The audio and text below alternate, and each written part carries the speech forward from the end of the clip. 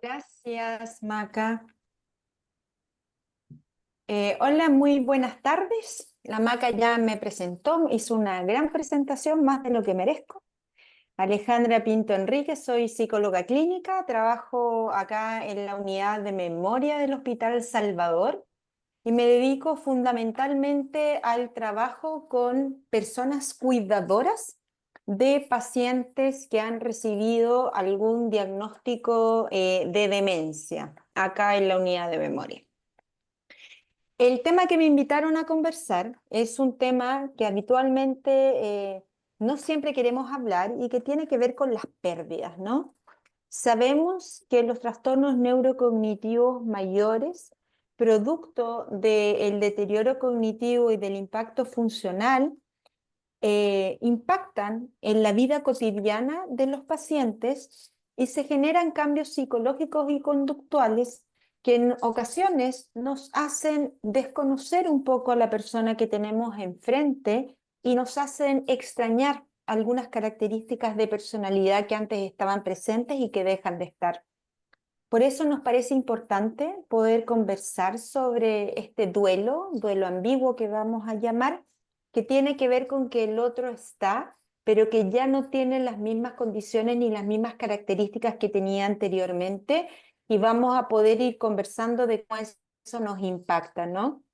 Por favor, siéntanse en la libertad de ir preguntando en la medida que así lo requieran o de hacer algún comentario por el chat. Ahí la Maca nos va a ayudar a ir viendo esos comentarios que puedan aparecer por el chat, porque recuerden siempre que estos espacios son espacios para personas que cuidan, más que espacios para que nosotros hagamos presentaciones unilaterales. Así que si requieren hacer algún comentario o hacer alguna observación, bienvenida.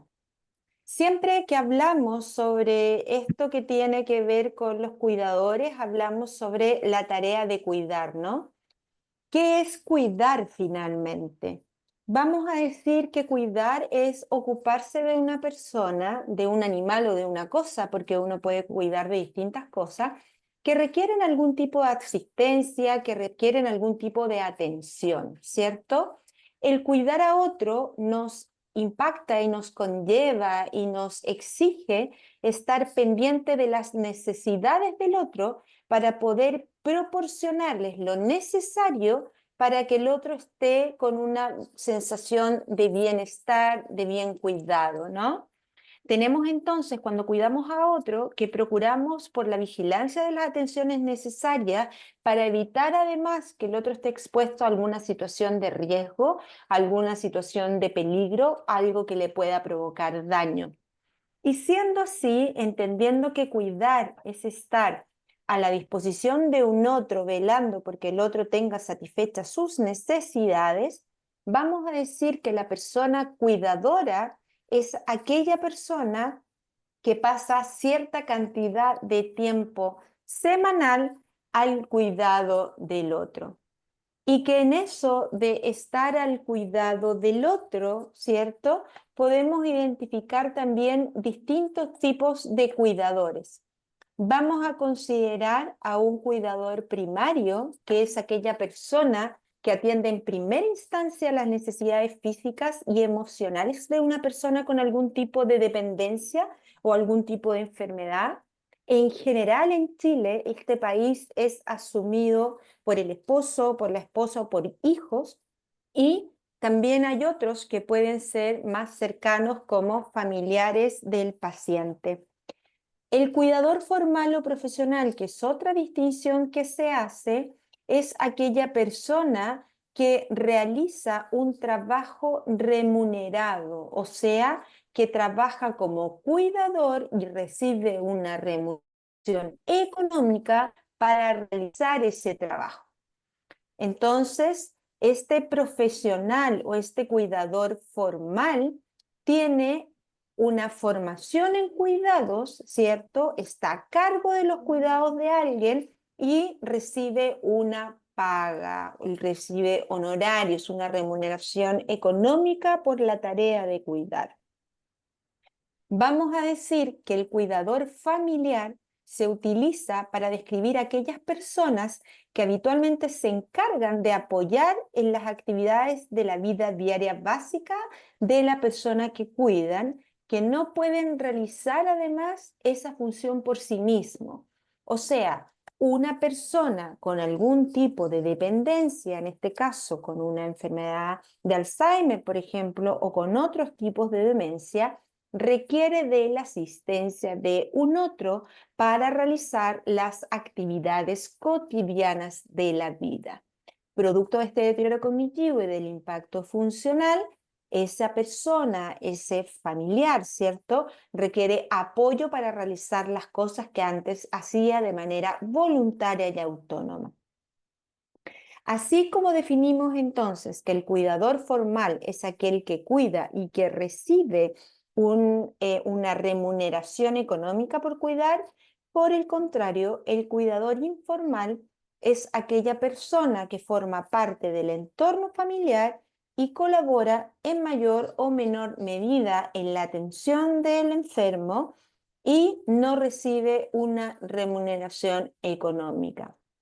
En general, en nuestro país, cuando hablamos de cuidadores, la mayoría de las personas que cuidan son mujeres y en la mayoría de las ocasiones son esposas e hijas. En Chile nosotros podemos apreciar que existe una feminización de los cuidados. O sea, la mayoría de los cuidados se realizan de manera informal, es decir, no hay una remuneración económica asociada a la tarea de cuidar y además la mayoría de las personas que cuidan son mujeres. ¿Qué es el duelo? ¿Cierto? Porque vamos a hablar entonces de cuidados, duelo y demencia. Vamos a considerar que el duelo, y vamos a hablar de que es un proceso de adaptación emocional que sigue a cualquier pérdida. Desde ese punto de vista, el duelo en sí no es un proceso patológico, es un proceso normal al que todos estamos expuestos cuando tenemos que adaptarnos emocionalmente cuando tenemos alguna pérdida. ¿Y qué pérdidas podemos tener? Podemos perder un empleo, podemos perder un ser querido, podemos perder una relación, podemos perder algo que para nosotros es significativo. Aunque convencionalmente se ha enfocado la respuesta emocional de la pérdida, el duelo también tiene una dimensión física, cognitiva, filosófica y de la conducta que es vital en el comportamiento humano. O sea, frente a un duelo, frente a una pérdida, nosotros los seres humanos tenemos distintas respuestas que están tanto a nivel emocional, como físico, como psicológico, como social, como cognitivo y como filosófico. ¿Sí? También tiene que ver, y es importante señalar, que esa reacción emocional frente a la pérdida es normal y es esperable. Es esperable que cuando yo pierdo algo que me agrada, que me gusta, que me provoca bienestar emocional, yo tenga algún tipo de padecer, pueda vivir ese duelo. Las etapas del duelo, que probablemente más de alguna vez las han revisado y las han podido ver en distintos textos, son fundamentalmente 5. Uno puede encontrar en la literatura y en la bibliografía autores que señalan más etapas, pero en general uno puede definirla en estas 5. La primera fase a la que nos enfrentamos los seres humanos frente a la pérdida es la fase de negación. Aquí es donde los seres humanos nos negamos a aceptar la pérdida ante sí mismo o ante el entorno, ¿cierto? No nos conformamos con la pérdida. Negamos que esa pérdida haya ocurrido. La segunda fase es una fase de enojo, de indiferencia, de ira, ¿sí? Y aquí podemos apreciar que los seres humanos vivenciamos un estado de descontento por no poder evitar esa pérdida. Nos enojamos con Dios, buscamos causas. Gracias. Nos enojamos con Dios, buscamos causa, le echamos la culpa al entorno, al ambiente, consideramos que es poco justo esta pérdida. Esa es la etapa de enojo, que es muy normal que podamos vivirla. La tercera etapa vamos a llamarla como la fase de negociación, en donde empiezo a negociar conmigo mismo y con el entorno, entendiendo los pros y los contras de las pérdidas.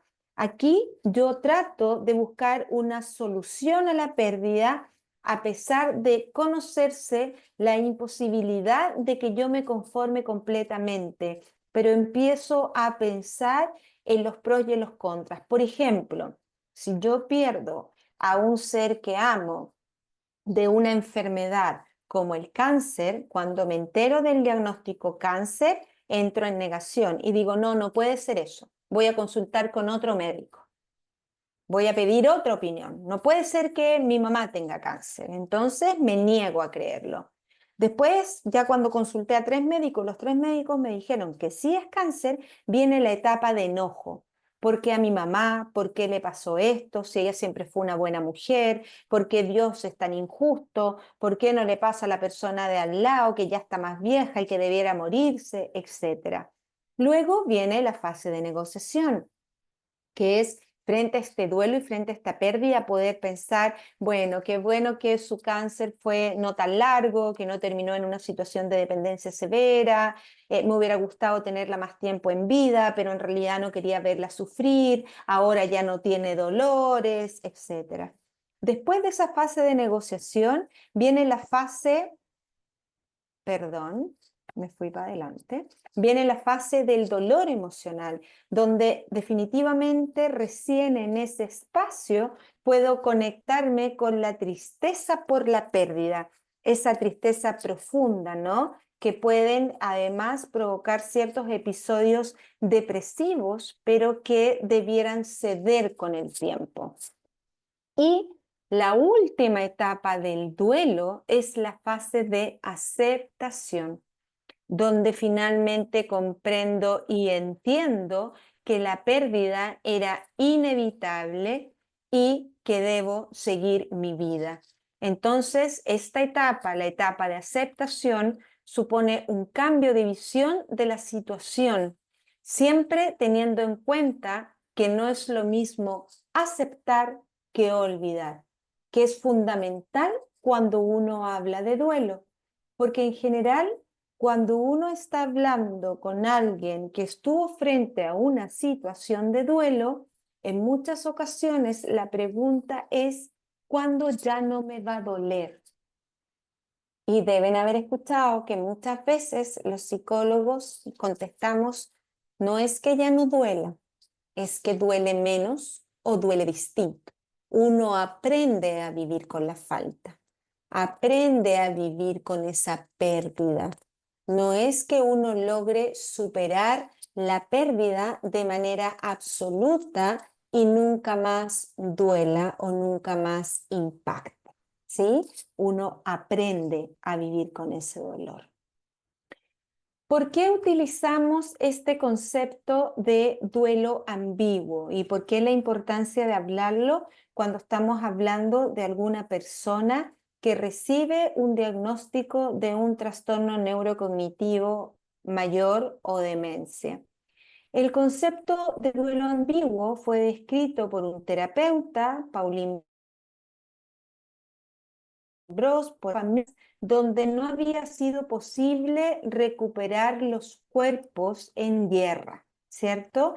Esos cuerpos habían desaparecido. Entonces, la pega de este terapeuta era poder, finalmente se paralizaban en el proceso de duelo porque al no tener un cuerpo, al no poder realizar los rituales habituales de una pérdida física, como son el velorio, la misa y finalmente el funeral, que nos ayuda a ir pasando por las etapas del duelo, los familiares se quedaban con esta sensación de que el otro murió, pero tal vez está.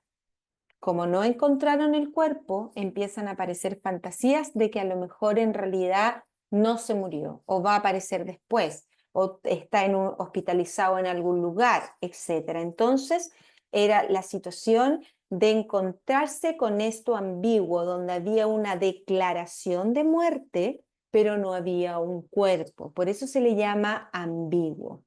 Y el psicólogo José Bermejo dice que el duelo ambiguo, que es la mejor definición que les encontré, es el dolor que experimentamos en situaciones de ausencia física, en la cual permanece una presencia psicológica, o, por otro lado, de pérdida psicológica en la que se mantiene una presencia física. Esto significa que yo puedo tener este dolor ambiguo cuando sé que el otro ya no está y emocionalmente, psicológicamente entiendo que el otro no está, pero hay un cuerpo del otro todavía. O por el contrario, no tengo el cuerpo, pero el otro en términos afectivos está muy presente. ¿Sí? En esas dos situaciones yo puedo vivir esto que llamamos duelo ambiguo. Vamos a decir que el duelo ambiguo desde este punto de vista, entendiendo que es una expresión normal de la vivencia emocional de un ser humano, no es una patología, es normal sentirse así, es considerado un estresor, mayor, ¿cierto? Que es de origen externo y que yo no puedo controlar, y eso lo hace más complejo todavía, y que una de cada 5 personas que vive un duelo ambiguo desarrolla problemas de salud mental como trastornos por estrés postraumático, ansiedad o depresión. Es decir, si bien es normal tener esta sensación ambigua frente a la pérdida física del otro o a la pérdida psicológica del otro, hay personas, hay individuos, hay seres humanos que por el estilo de afrontamiento, por características de personalidad, por formas de mirar al mundo, una de cada 5 personas que experimenten duelo ambiguo van a tener mayor probabilidad de tener algún síntoma, algún trastorno de salud mental como ansiedad, depresión o estrés postraumático. Y eso es importante, ¿no? Porque nos lleva a estar atento a estas situaciones o a los síntomas que pueden aparecer. Entonces dijimos que habían dos situaciones, ¿cierto? En donde yo podía experimentar un duelo ambiguo. Cuando una persona no está físicamente, por ejemplo, las víctimas, los soldados de guerra, en que te llega una información de que falleció, pero tú no lo viste, en los accidentes de tránsito, donde no necesariamente el cuerpo termina en las condiciones para reconocer, muertes en las cuales no se puede reconocer el cuerpo, como por ejemplo en incendios, en grandes quemados, y muertes también en las cuales no se pudo tener contacto, como por ejemplo la experiencia que tuvimos en las muertes que se dieron por COVID, en donde las personas ingresaban a los centros hospitalarios, ¿cierto? Fallecían en los centros hospitalarios y a la familia se le entregaba un ataúd cerrado donde no necesariamente pudieron hacer la actividad de despedirse o de asegurarse que fuera esa persona la que estaba en el cajón, ¿sí? La pandemia por COVID con este duelo ambiguo, donde producto de las restricciones se pudieron llevar a cabo los rituales habituales para despedir al deudo, para poder despedir a esa persona con quien teníamos un lazo afectivo importante. Entonces, en muchas ocasiones, el relato que aparecía en los familiares era: yo lo llevé, me despedí de él, lo dejé hospitalizado y después me lo entregaron en un cajón cerrado. Porque recuerden además que una de las complicaciones del COVID era que el paciente se agravaba rápidamente, de un momento para otro, requería respirador mecánico y así también de un momento para otro podría agravarse y fallecer. Y el otro aspecto donde se puede observar y podemos ver que hay evidencia de este duelo ambiguo es cuando una persona no está psicológicamente. ¿Y cuando una persona no está psicológicamente? En estos ejemplos que tenemos acá. Cuando hay personas con trastornos neurocognitivos mayores o demencias, cuando hay una persona con alguna discapacidad intelectual, en personas secueladas por un accidente cerebrovascular o un trastorno encefálico importante, en personas que son trabajólicas, en que físicamente están, pero no hay ahí un ser psicológico con quien relacionarse, con quien vincularse, y aquellas personas también que son adictas al celular, ¿no? Donde el entorno puede ver justamente que el otro está, pero no está, porque no logro vincularme con el otro psicológica y afectivamente, porque si bien está su cuerpo, su atención y toda su energía está puesta en otra situación. ¿Cómo es esta pérdida, no? ¿Cómo es esta pérdida del duelo ambiguo? Vamos a decir entonces, como se los comenté, que es una reacción normal a una situación anormal. Porque lo normal en la vida de nosotros, los seres humanos, que es lo que más pasa y es lo que nosotros consideramos como normalidad, es que solo tengamos que vivir el duelo o la pérdida cuando el otro deja de existir en el plano físico, ¿cierto? Eso es para lo que nuestro cerebro está preparado, para poder despedirnos de un otro cuando el otro ya no está. Por el contrario, en el caso de estas pérdidas, ¿cierto? Que tienen que ver con pérdidas psicológicas, el cerebro tiene dificultades para procesar algo tan incongruente como es la presencia versus la ausencia. Es como cuando yo hablo con las personas que cuidan a personas con demencia y me dicen, me siento sola, me siento solo, porque pese a que el otro está todo el día conmigo y está al lado mío y yo me ocupo de todas sus necesidades para velar por su mejor calidad de vida, no converso con esa persona. No logro contactarme como lo hacía anteriormente.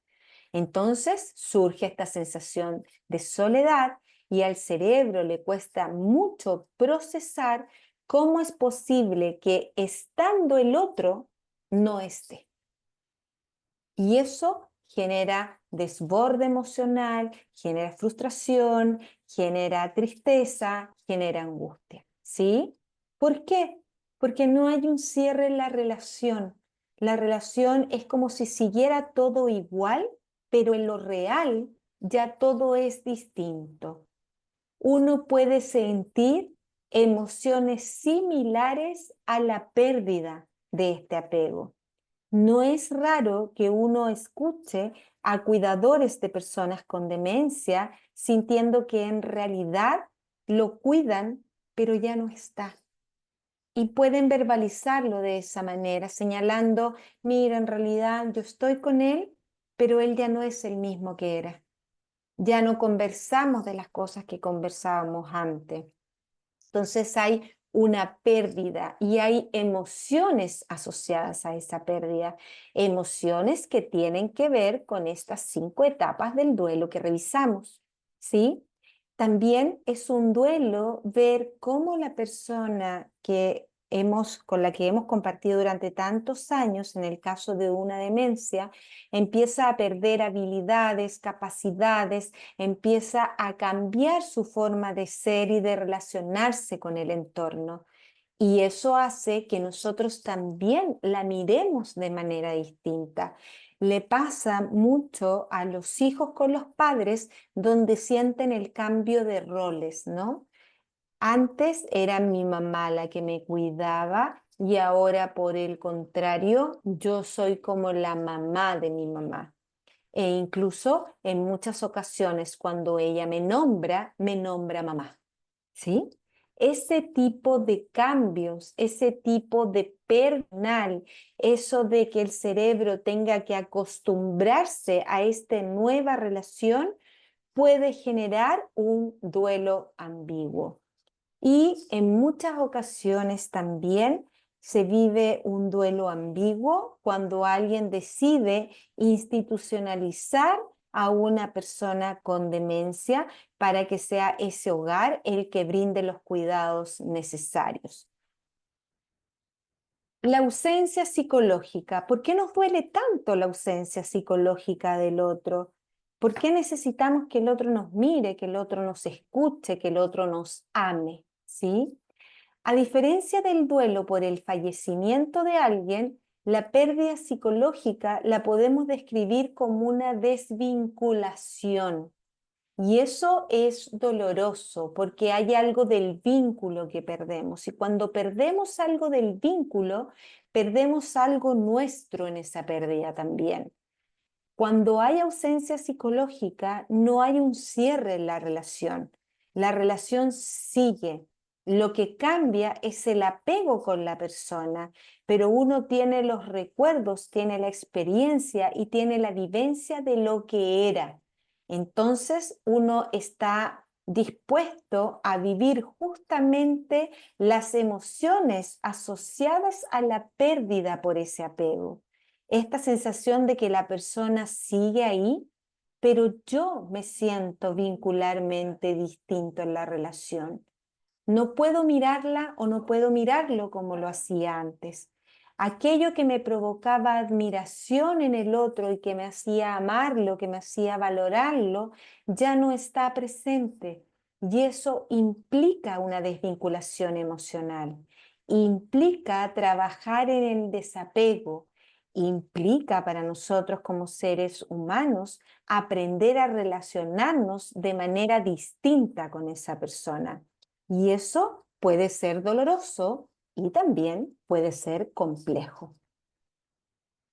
¿Cómo vamos procesando, no, estas pérdidas ambiguas? Como estas pérdidas no permiten la realización de un luto, de estos rituales que necesitamos para hacer más clara la pérdida y para poder elaborarla y procesarla de mejor manera, se sugiere realizar rituales simbólicos de despedida, de entrada y abrir las nuevas condiciones y aceptar, ¿no? Los rituales de despedida, el ingreso a grupos de cuidadores, el escuchar, el compartir con personas que han vivenciado experiencias similares, ayudan a poder procesar las emociones relacionadas con este duelo ambiguo. Ayudan a comprender esas emociones, a elaborarlas y a tramitarlas, ¿sí? En algunos casos, cuando la muerte se hace certera, incluso en estas situaciones de duelo ambiguo puede aparecer un alivio, ¿sí? En muchas ocasiones para las personas que tienen o se ven en el rol, en la vivencia de cuidar a una persona con demencia, la muerte física a veces es vivenciada incluso como un alivio, porque la vivencia que tienen esos cuidadores es que ya hace mucho tiempo esa persona había dejado de ser quien era. Esos sentimientos pueden generar culpa y por eso es necesario conversarlos, normalizarlos, ¿sí? ¿Cómo salgo adelante de esta situación del duelo ambiguo? ¿Cómo lo vivo, no? ¿Cuáles son las herramientas que yo eh, puedo fortalecer o puedo desarrollar? La primera estrategia y la más importante es la capacidad de ser optimista. Frente a estilos de afrontamiento que se basan en el optimismo, en la tranquilidad, en la sensación de que van a venir tiempos mejores, 4 de 5 personas sale de manera más adecuada de esta situación. Pedir ayuda, ¿cierto? la capacidad de ver que en realidad esto me está provocando alguna situación compleja, no estoy durmiendo bien, estoy más irritable, no disfruto las cosas que antes disfrutaba, estoy más ansiosa, me lo como todo o por el contrario, dejé de alimentarme como lo hacía anteriormente. Ahí es momento de decir, ¿saben qué? Necesito ayuda para poder superar esta situación, para poder vivenciarla de mejor manera. Accediendo a información certera. Cuando yo estoy en una situación de incertidumbre y no entiendo muy bien de qué se trata la enfermedad que estoy tocando pasar con la persona que yo amo, cuando no comprendo cuál es el pronóstico, cómo se van a ir dando las condiciones o los síntomas de la enfermedad, eso puede aumentar mi sensación de duelo ambiguo y puede hacer que yo lo pase peor.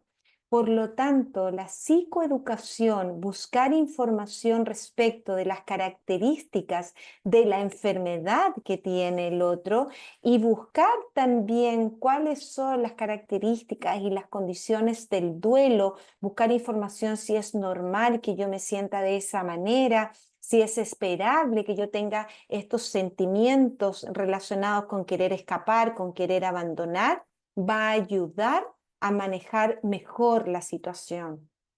La espiritualidad siempre es importante y cuando hablo de espiritualidad no hablo de religión, hablo de la capacidad de conectarnos con algo espiritual, algo mayor que nos permita tener esperanza, que nos permita ser más optimistas frente a lo que se viene viviendo un día a la vez, que es una de las cosas más complejas, ¿no? No adelantándome, no poniéndome ansiosa con lo que me va a deparar el futuro, que cómo lo voy a hacer, que cómo lo voy a manejar.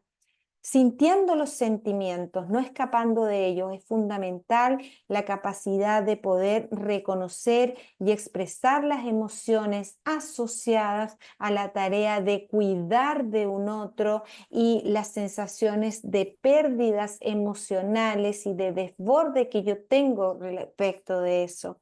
Yo siempre señalo que no existen sentimientos o emociones positivas o negativas. Existen emociones y los seres humanos sentimos todas las emociones. Es normal y es natural que en el cuidado de un otro aparezcan emociones, aparezcan sentimientos como enojo, molestia, irritabilidad, cansancio, ganas de salir corriendo, ganas de no querer hacerse más cargo de los cuidados. Son emociones normales que uno debe reconocer y normalizar para evitar desborde emocional o crisis en términos de los afectos.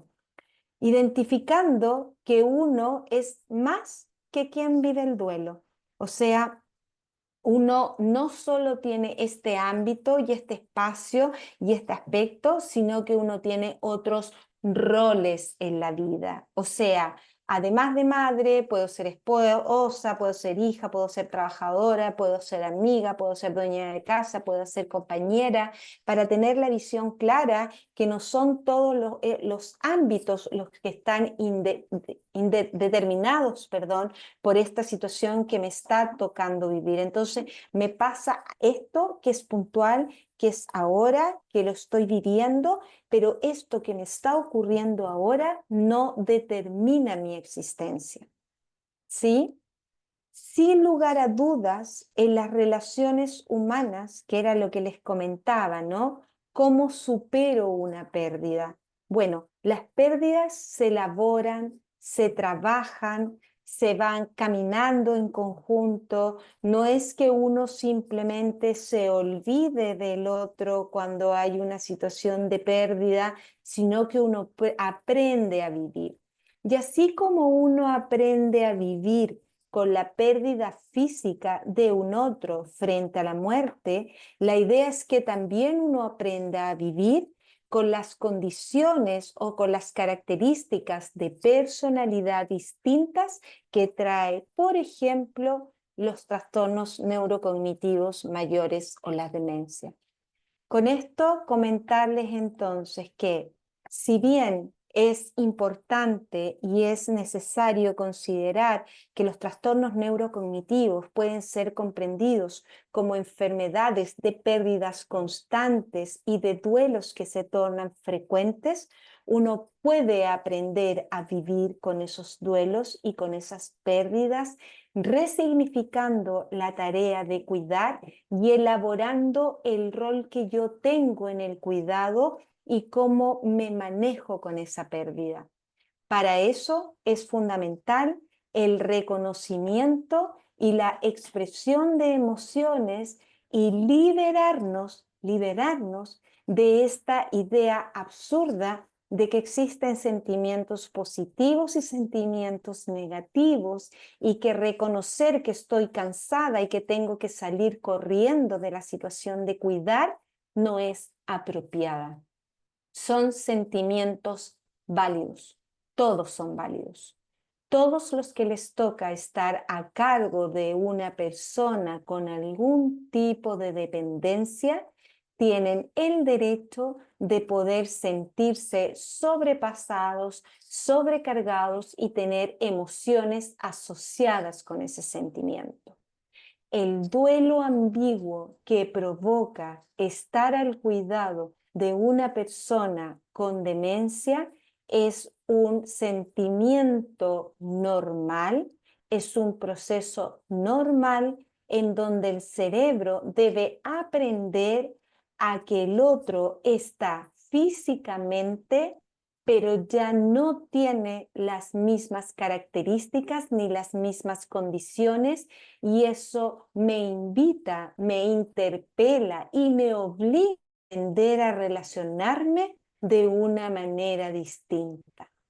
Pero eso es una pérdida, porque debo dejar de esperar del otro y tener expectativas de la conducta que tenía anteriormente.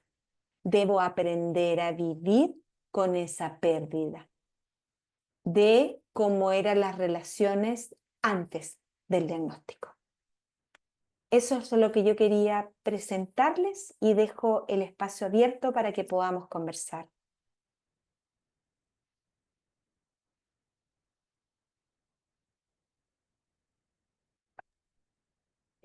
Alejandra. Estoy leyendo el comentario. Ya, Beatriz contó un poquito su Beatriz. experiencia. Sí, Beatriz nos cuenta ahí que ella tuvo la posibilidad de poder cuidar a su madre hasta los 92 años, que falleció hace poquito, hace 15 días, y que estuvo con ella acompañándola en paz. Que si bien fue una experiencia en la que ella aprendió mucho, su madre tenía una demencia tipo Alzheimer, le tocó cuidarla sola, le entregó todo el amor que fue posible, la mamá se fue tranquila, fue viviendo un duelo de manera sostenida, despacio. Fue un duelo en vida, como ella dice, así se describe también este duelo ambiguo. Y el dolor para ella fue el estrés causado, entiendo, porque le tocó vivir esta experiencia sola, sin la presencia de los otros hijos de la mamá. Beatriz, nos pasa mucho acá en la unidad de memoria que siempre hay la figura de alguien que da más, ¿no? O de algunos que dan más. Es habitual que dentro de los hijos o dentro del sistema de cuidados de la red de apoyo, no todos cooperen y estén de la misma manera. Yo he aprendido con los años que uno debe trabajar con los remos que tiene. Entonces, cuando vienen familias y hay cuidadores que se quejan porque el otro hermano no hace lo que tiene que hacer, yo siempre le digo lo mismo, que veo que tú lo aprendiste por tu texto, y que el único ser humano con el que uno tiene la posibilidad de hacer cambios es con uno mismo. Y cuando uno aprende y asume y acepta eso, aun cuando uno entiende que tiene que poner la energía en el cuidado de hacer que el otro haga los cuidados que tiene que hacer. Muchas gracias, Beatriz, por tu aporte. Cecilia, la escuchamos. A ver, ahí sí. Bueno, lo primero, Ale, agradecer absolutamente esta instancia, compartir que me siento absolutamente identificada desde lo que vivo yo y lo que viven. ¿Se escucha? Te escuchamos, Cecilia, muy bien. Sí. Desde lo que vivo yo y lo que vive también el círculo pequeño de cuidadores que tenemos, que gracias a Dios nosotros dentro de todos somos un círculo pequeño, pero somos más que lo que explicaba Beatriz. Y todos estamos en distintas etapas, efectivamente, de este proceso de duelo. Y quiero comentarles que mi hermana es una mujer de hoy día con un Alzheimer avanzado, ya en la última recta de la etapa 3 o 6 y 7, que es en el fondo ya una condición severa, y ella tiene 57 años. Entonces, si nosotros sacamos la cuenta y vemos esta situación, es todo distinto, todo anómalo, porque yo tengo mis dos papás vivos de más de 80 y tantos años, ella es la hija mayor, entonces eh, es increíble, tiene una hija de 27 que está cumpliendo este rol que mencionaba la Ale de ver a la mamá como hija y no necesitándola como mamá, etcétera. Entonces, son distintos estadios difíciles, dificilísimos, porque cada uno, efectivamente, como dice la Ale, me quedo con eso. Uno puede cambiar uno, cuesta muchísimo convencer a los demás o que ellos lo vean de otra forma. Y nada, agradezco todo el apoyo que estamos teniendo. Las palabras han sido duras, pero yo creo que son necesarias de hablar así como dicen en buen chileno, pam pam vino vino. Porque si no, uno sigue en esa nebulosa. Entonces hoy día es pensar en la hora y empezar a despedirse, verlo como decía Lale también, como una enfermedad terminal, pese a que tiene 57 años. Yo tengo 50, mi hermana otra tiene 55, 56. Entonces es un escenario más difícil de asumir todavía, porque no es una persona mayor. Entonces ahí me quedo con las estrategias y uno va, como que se va situando en qué etapa estamos o en qué etapa está cada uno. Y lo inminente viene y viene igual y hay que prepararse para eso. Muchas gracias, Entonces, Cecilia. agradecer más que nada. Muchas gracias. Sí, ahí Alejandra escribió que, claro, a ella le costó entender porque estaba en etapa de adolescencia cuando a su madre le tocó cuidar a la abuela con una enfermedad de Alzheimer y los recuerdos que tiene la Ale es que la mamá dejaba de participar en instancias familiares por hacerse cargo de su abuela, ¿no? Y claro, en esa época a la Ale le costaba entender por qué tenía que ser ella si habían otros hijos también.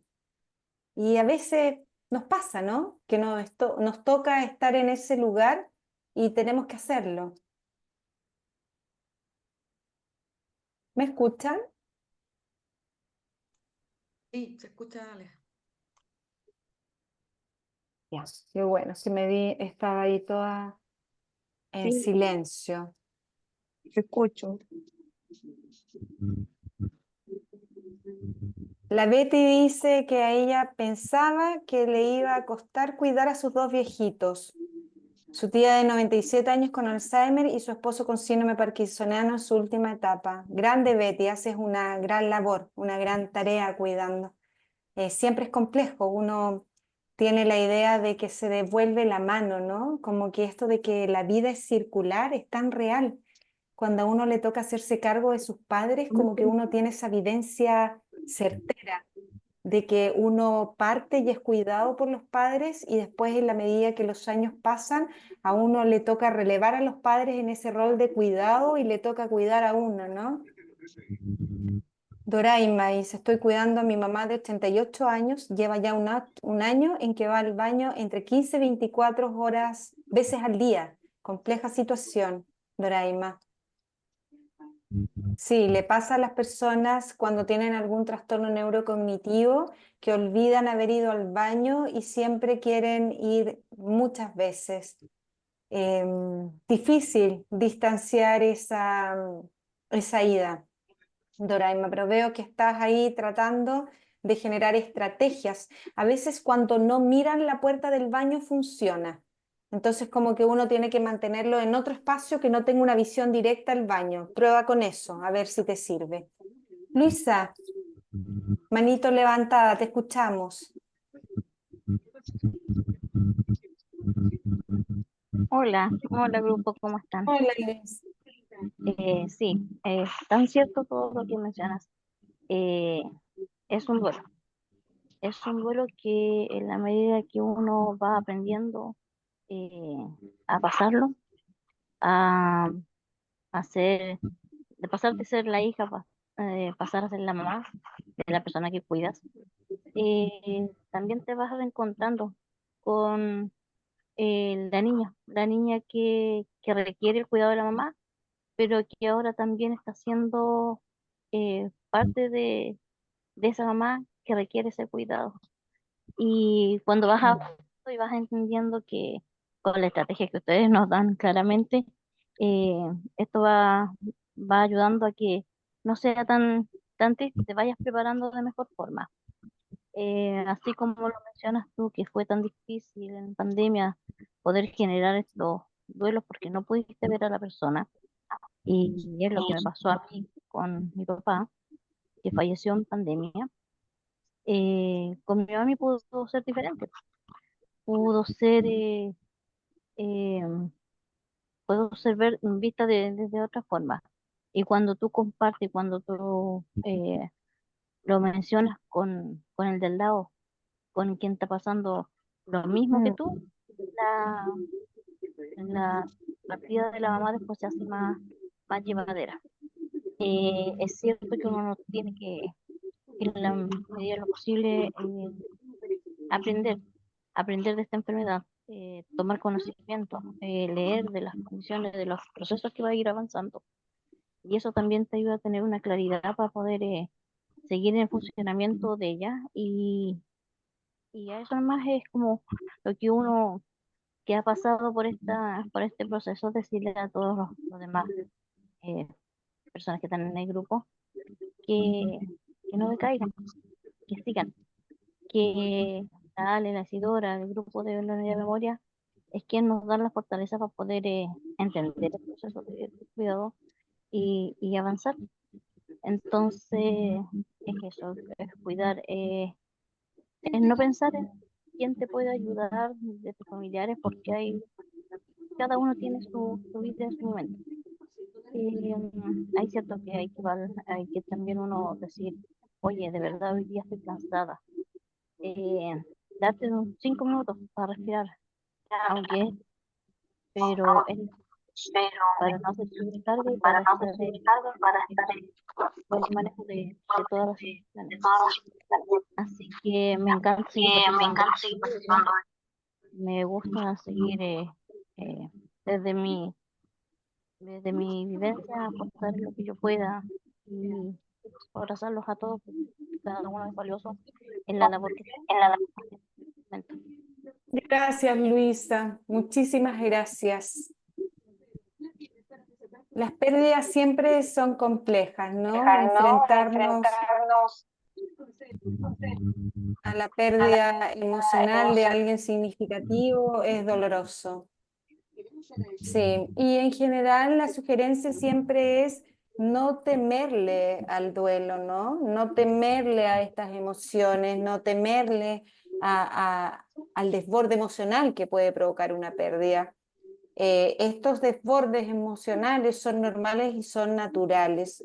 Lo que pasa a ser ya que cuando nosotros conformamos y los psicólogos hablamos de un duelo patológico, es cuando los síntomas en vez de ir disminuyendo, van aumentando y van interviniendo en lo cotidiano. O sea, la persona ya no es capaz de desempeñarse o de realizar las acciones que realizaba antes porque la pena o la tristeza lo inunda y no logra ser efectivo, no logra ser funcional. Pero es normal sentir esa tristeza, sentir esa pena, y frente a un diagnóstico de un trastorno neurocognitivo mayor o demencia, también es normal y es natural que los familiares sientan esa tristeza, sientan esa pena.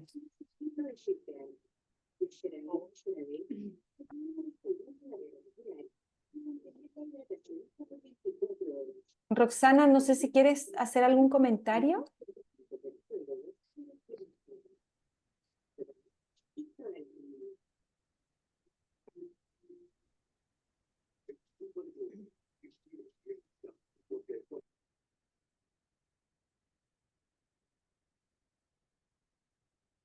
Parece que no.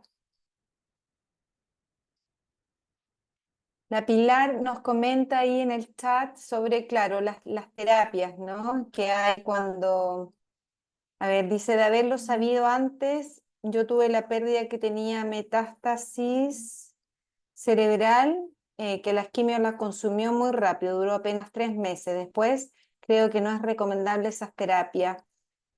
Sí, bueno, frente a diagnósticos complejos como el cáncer, que hay sugerencia de terapias, yo creo que siempre es importante tener la mayor información posible, ¿no?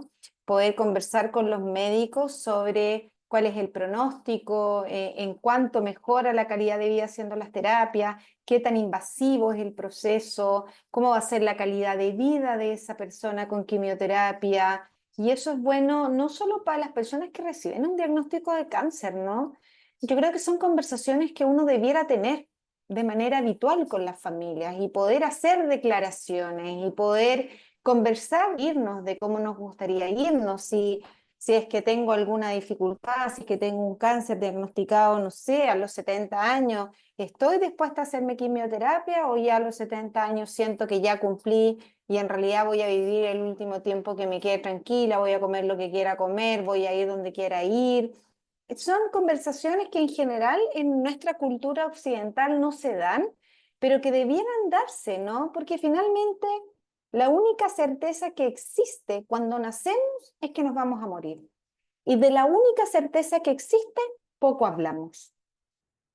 Entonces, claro, después frente a la enfermedad, frente a la dificultad, ahí es más difícil llegar a acuerdos. En muchas ocasiones es mejor ir teniendo claro estas declaraciones como anticipadas, ¿no? Lo que a uno le gustaría, lo que uno querría. Probablemente es bueno ir teniendo esas conversaciones con nuestro grupo más cercano, por supuesto, no se trata de ponernos a hablar con todo el tema, pero con aquellos más cercanos que en algún momento nos van a acompañar a tomar esas decisiones o, por el contrario, en el caso de una demencia, van a tener que tomar esas decisiones por nosotros. A veces es importante ir dejando claro qué es lo que a uno le gustaría, cómo a uno le gustaría terminar sus últimos días.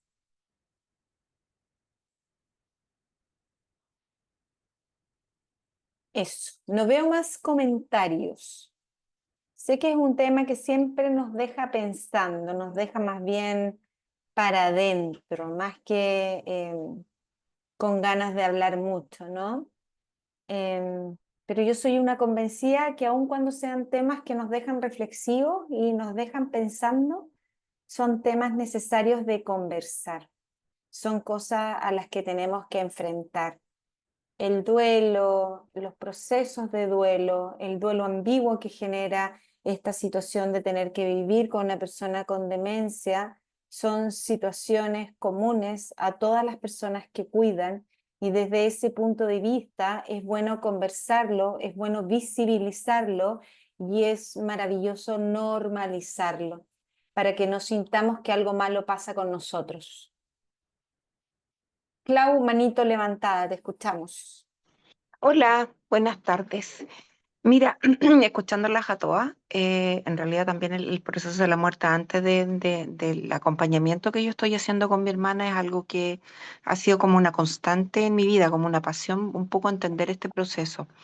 Pero me gustaría saber la opinión tuya, Ale, de cuánto debiera durar un duelo físico, porque sabemos, y tú explicaste el duelo ambiguo, lo que vivimos con nuestros parientes, amigos y familiares.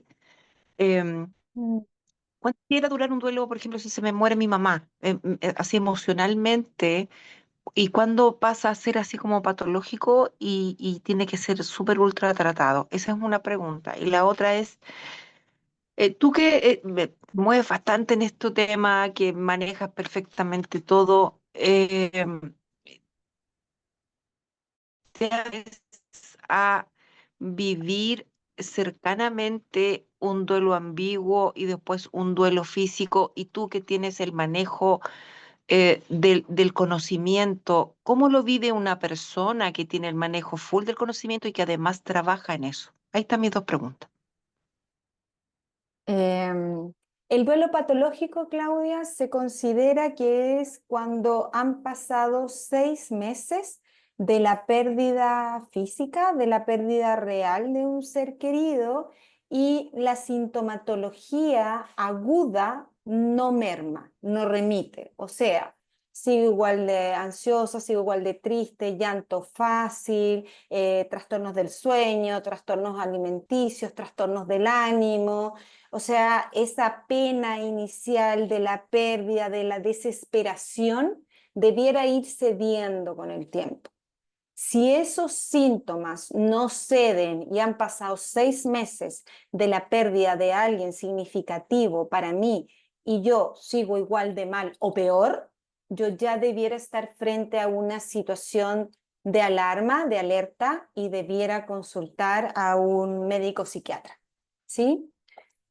O a realizar algún trabajo terapéutico. Em, yo en general tengo la impresión, y así me lo ha dicho la experiencia y el contacto con otros colegas, que el ser de formación psicóloga es algo que te impacta en la vida laboral. Es algo con lo que uno trabaja, las herramientas que uno sostiene y que uno tiene para poder desempeñarse laboralmente, por más pasión que uno le tenga a esto, pero está dentro de lo laboral, ¿no? Del ámbito de lo que uno hace. Y distinto es el ámbito personal de un ser humano. En lo personal, yo soy Alejandra y me vivo los duelos como se los vive todo el mundo. Sí podría decir que para mí tal vez es más fácil identificar síntomas, identificar la intensidad de esos síntomas, estar más alerta, pero más que porque sea psicóloga, es porque siendo psicóloga tengo muchos procesos terapéuticos encima. Entonces uno ha aprendido a leerse y ha aprendido a ver cuando finalmente tiene que pedir ayuda o hay un síntoma que está demasiado agudo, ¿no?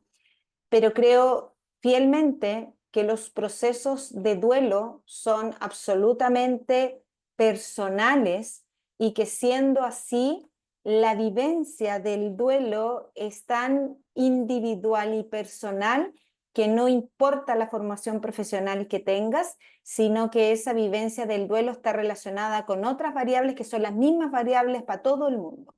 El vínculo que uno tenía con esa persona, las características de personalidad que uno tiene, los estilos de afrontamiento que uno tiene en la vida, la forma de ver la vida. O sea, yo soy muy optimista, pero conozco muchos psicólogos que son más pesimistas. Entonces, eso no tiene que ver con mi condición de ser psicóloga o no.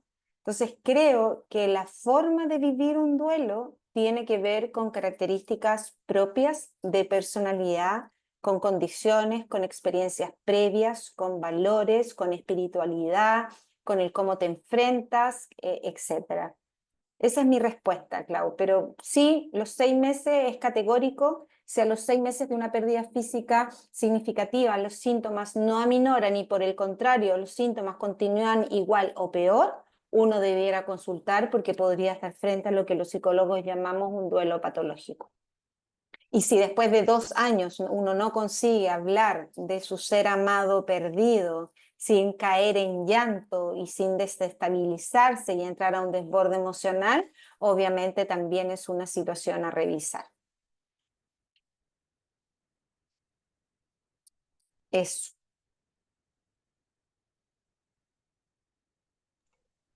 Muchas gracias, Alejandra, por este taller. Un tema súper, súper interesante. Gracias a todos por participar, por comentar sus experiencias.